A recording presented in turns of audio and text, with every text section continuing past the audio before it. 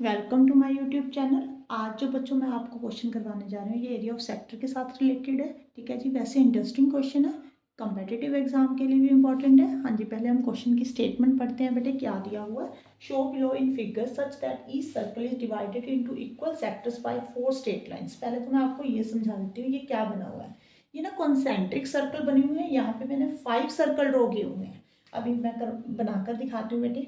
ये देखो, ये फर्स्ट सर्कल, ये सेकेंड सर्कल, ये थर्ड सर्कल, ये फोर्थ, ठीक है जी, ये फिफ्थ। ओके, अब मैंने इसको 4 स्ट्रेट लाइन के साथ डिवाइड किया हुआ है। ये फर्स्ट स्ट्रेट लाइन है, ये सेकेंड है बेटे, ये थर्ड है, ओके, ये फोर्थ है।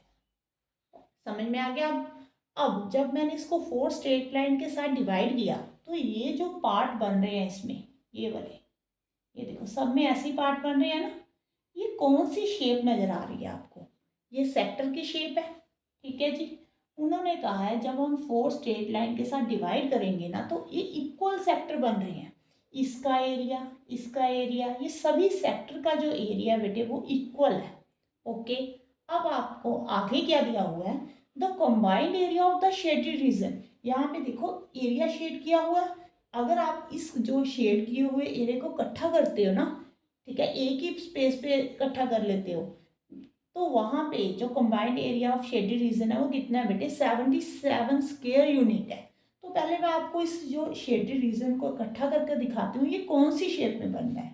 ये देखो, पहले तो यहाँ पे सर शेड किया हुआ है, ओके, फिर यहाँ पे शेड किया हुआ है ये इस तरफ। ठीक है, इसको उठाकर यहाँ पे शेड कर दे, क्योंकि आपने पहले ही पढ़ा है कि जो सेक्टर है उसके सभी पार्ट्स जो हैं वो इक्वल है, क्योंकि सेक्टर सभी इक्वल है।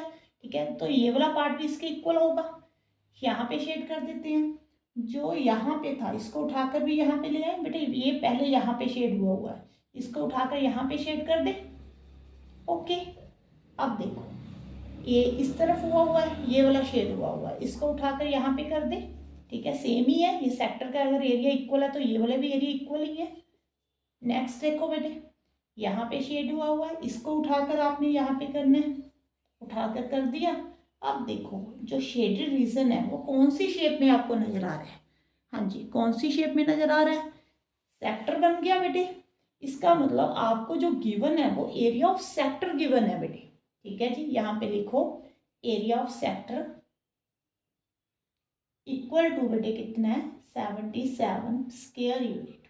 ओके, अब देखो, एक तो इसके दो फॉर्मूले होते हैं बेटे एरिया ऑफ सेक्टर फाइंड करने के। एक तो theta by 360 pi r square होता है।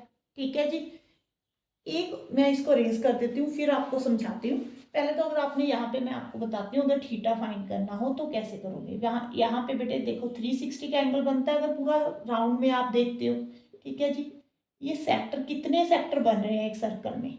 टोटल 8 सेक्टर है यहाँ पे। अगर 4 लाइन के साथ आप इसको डिवाइड करिए, काउंट करके देख लो, 1 2 3 4 5 6 7 8। तो आप ऐसे करो, 8 के साथ डिवाइड कर दो बेटे। यहाँ पे अगर आप कटिंग करोगे, 2 1 ज़ा 2, 2 8 ज़ा 16, 2 4 ज़ा 8, 4 4 ज़ा 16, 4 5 ज़ा 20, 45 डिग्री का एंगल बनता है। मीन्स यहाँ पे भी 45 है, यहाँ पे भी 45 है, सभी तरफ पे 45 डिग्री का एंगल बन रहा है सभी सेक्टर में। ओके, अब यहाँ पे तक तो आपको समझ में आ गया। मैं इसको रेज करती हूँ फिर समझाती हूँ बेटे। अभी ये भी रेज करके अच्छे से लिख देती हूँ।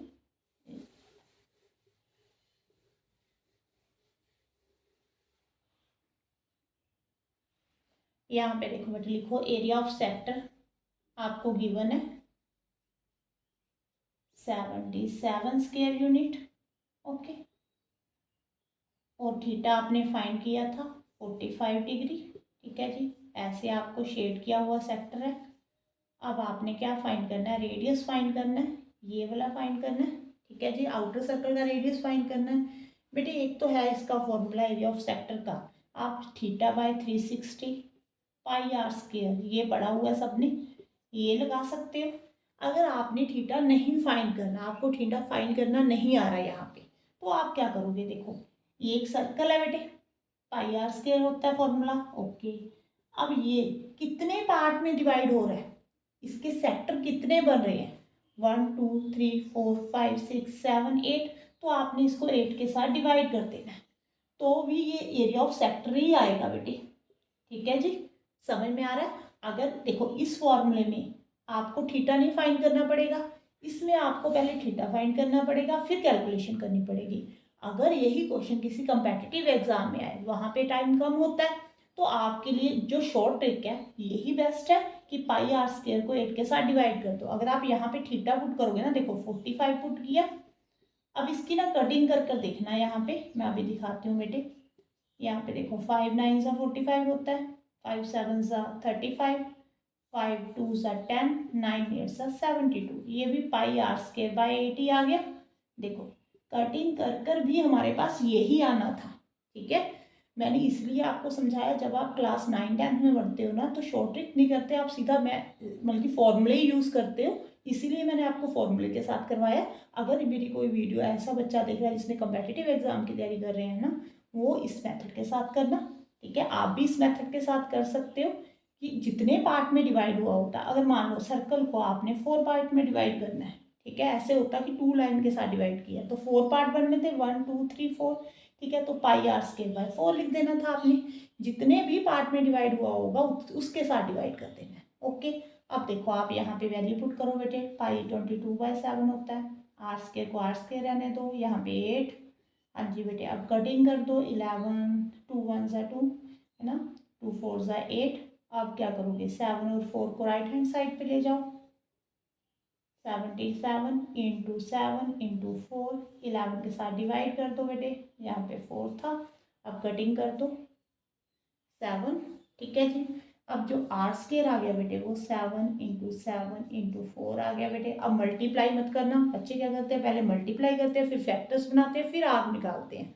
आप ऐसे करो, यहीं पे आर स्क्वायर यहाँ पे स्क्वायर रूट बना दो राइट हैंड साइड पे, 7 इंटू 7, 4 का जो है वो फैक्टर्स बनाओ, 2 इंटू 2 बन जाएंगे। ये देखो पेयर बन रहे हैं 7 के भी 2 के भी, 7 इंटू 2 हो गया बेटे 14 यूनिट आंसर आ गया आपका, क्योंकि सेंटीमीटर मीटर कुछ दिया नहीं हुआ, ये भी ध्यान रखा करो। ठीक है जी, जो रेडियस फाइंड करने को बोला था आउटर सर्कल का, लार्जेस्ट सर्कल का, वो कितना आ गया, 14 यूनिट। ओके, आपने कैलकुलेशन को डिफिकल्ट नहीं करना, इजी से इजी वे में करने की कोशिश करनी है। मैंने दोनों मेथड बताए हैं, आपको जैसे ठीक लगे आप वैसे कर लेना। Thank you for watching.